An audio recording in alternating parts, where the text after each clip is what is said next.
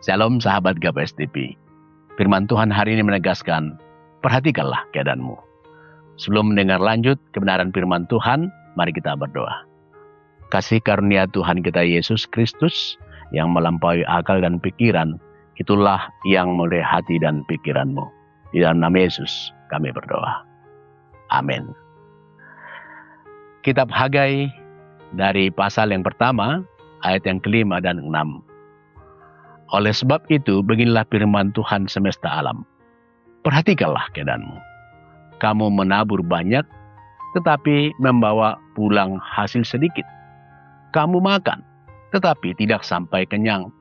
Kamu minum, tetapi tidak sampai puas. Kamu berpakaian, tetapi badanmu tidak sampai panas. Dan orang yang bekerja untuk upah, ia bekerja untuk upah yang ditaruh dalam pundi-pundi yang berlobang. Sahabat GBS TV, seringkali dalam hidup kita berjalan begitu cepat, bekerja begitu keras, tetapi lupa untuk berhenti sejenak dan bertanya, sebenarnya kemana arah hidupku? Kita sibuk mengumpulkan, tetapi merasa selalu kekurangan. Firman Tuhan hari ini adalah panggilan untuk sadar diri. Kitab Hagai dituliskan kepada bangsa Israel yang sudah kembali dari pembuangan. Mereka sibuk membangun rumah mereka sendiri yang mewah, tetapi membiarkan rumah Tuhan, bait Allah tetap reruntuhan. Tuhan kemudian memerintahkan Nabi Hagai untuk menyadarkan mereka. Di ayat 5, di ayat 6, Tuhan mengucapkan frase yang sangat kuat. Perhatikanlah keadaanmu. Bahkan diulangi lagi di ayat yang ke-7, perhatikanlah keadaanmu. Frase ini adalah panggilan Tuhan untuk melakukan evaluasi rohani. Perhatikanlah kelelahanmu yang sia-sia. Kamu menabur banyak, tapi membawa pulang hasil yang sedikit. Kamu makan, tetapi tidak sampai kenyang. Kamu minum, tetapi tidak sampai puas. Inilah gambaran ironi kehidupan. Ada aktivitas, ada usaha, ada konsumsi, tapi tidak ada kepuasan. Bangsa Israel bekerja keras, menabur banyak, tapi hasilnya minimal. Ini bukan persoalan masalah etos kerja, tetapi inilah masalah tentang berkat Tuhan. Kadang kita juga merasa seperti berlari di tempat, bekerja lembur, investasi, sekolah tinggi, tapi hati tetap hampa dan kosong.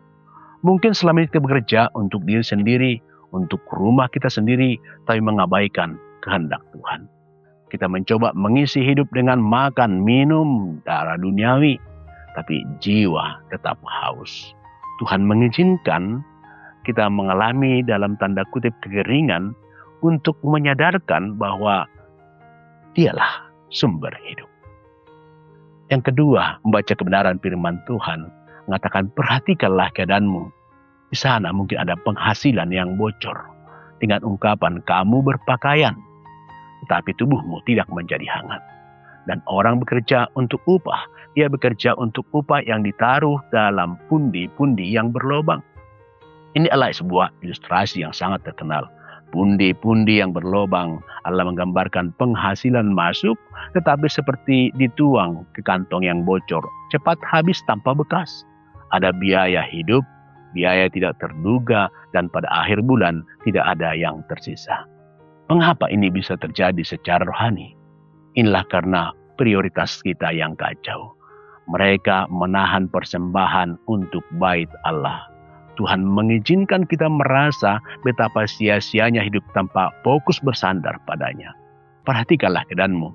Apakah ada kebocoran secara finansial? Mungkin bukan karena gaji yang kecil, tapi karena prioritas rohani yang salah. Yang ketiga, oleh kebenaran firman Tuhan berkata, perhatikanlah keadaanmu tentang prioritas yang salah. Untuk memahami di Hagai pasal yang pertama ayat 5 hingga 6 ini, kita harus juga melihat di ayat yang keempat. Masalah intinya adalah tentang egoisme dan prioritas. Mereka mendahulukan kenyamanan diri sendiri, rumah yang mewah, dan melupakan pembangunan bait Allah. Tuhan akan berkata, kamu sibuk memperhatikan rumahmu, tetapi tidak memperhatikan rumahku. Karena itu, perhatikanlah keadaanmu dan lihatlah akibatnya. Sahabat pendengar renungan pagi ini, rumah Tuhan di masa kini bukan hanya gedung, tapi bisa dijadikan juga tubuh kita.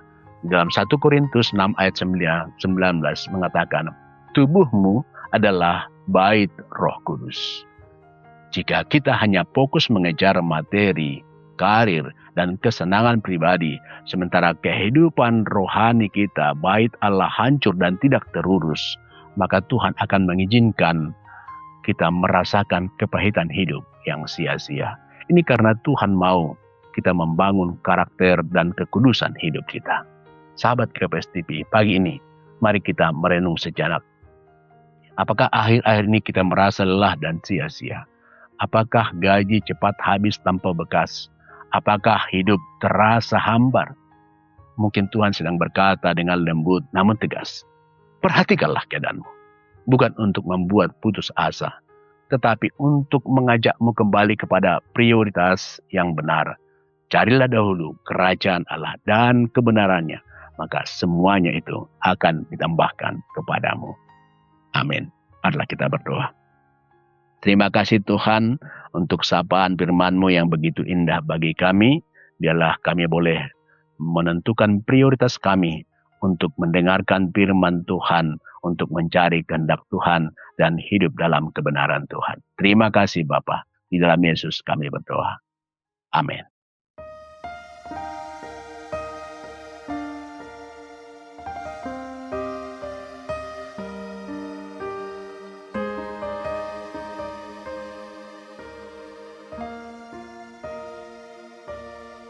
Saat keadaan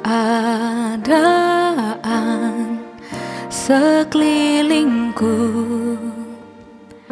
ada di luar kemampuanku, ku berdiam diri mencarimu. Doa mengubah segala sesuatu. Saat kenyataan di depanku mengecewakan perasaanku, ku menutup mata memandangmu, sebab doa mengubah segala sesuatu. Doa orang benar bila didoakan dengan yakin besar kuasanya, dan tiap doa yang lahir dari iman berkuasa menyelamatkan. Seperti mata air di tanganmu mengalir kemanapun kau mau, tiada yang mustahil di matamu. Doa mengubah segala sesuatu. Doa mengubah segala sesuatu. Doa mengubah segala sesuatu.